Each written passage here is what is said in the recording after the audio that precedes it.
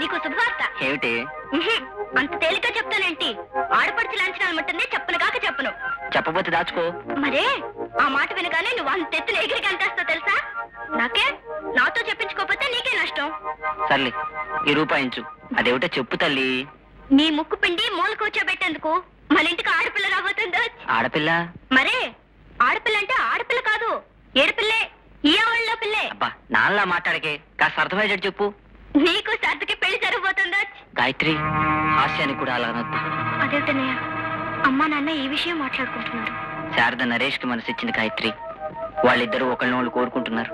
త్వరలో వాళ్ళ పెళ్లి జరిగి ఆ ఇద్దరు ఒకటవ్వాలని నేను 1000 దేవుళ్ళ మొక్కుకుంటున్నాను. బ్రిటిష్ అధికారుల దౌర్జన్యానికి నిరసనగా.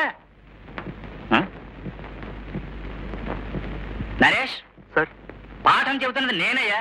సరదాకి 5 నిమిషాలకు ఒకసారైనా నా ముఖం కేసు చూడవయ్యా. Sorry sir. ఈ రౌలట్ చట్టం అన్నది రౌలట్ అనే. నమస్కారం సార్. నమస్కారం. వాళ్ళకా నాకా? మీకే సార్. ఏంటిది? సర్క్యులర్. ఈ సర్క్యులర్ల గోలాటి పాఠాల మధ్యలో చదవడం వేస్ట్ అయ్యా. వచ్చే నెల 5వ తారీఖున కాలేజ్ థియేటర్ డ్రామాలు డాన్సులు గట్రా వేసేవాళ్ళంటే పేర్లు చెప్పచ్చు, వాళ్ళ పేర్లు రాసుకుంటాం. పేరు సార్. నీ పేరు రాసుకోమంటావా? నో సార్, ప్రదీప్ పేరు రాసుకోండి. He will present a surprise item, disco dance.